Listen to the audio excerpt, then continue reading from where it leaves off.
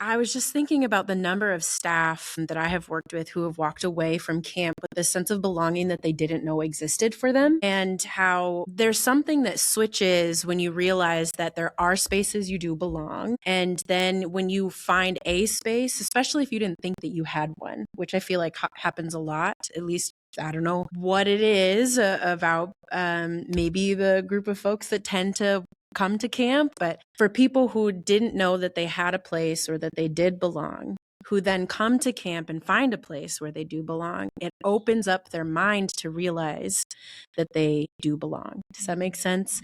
And then it's like you have new eyes to see other people who don't feel like they belong, and you start to emulate that in your other spaces, whether that's with other kids. You're like, I volunteer here, outside of camp, or I work here outside of camp, and you're doing that there. And then if you're in college, then you're doing that in your own peer circles where you have new eyes to see other people who don't feel like they belong.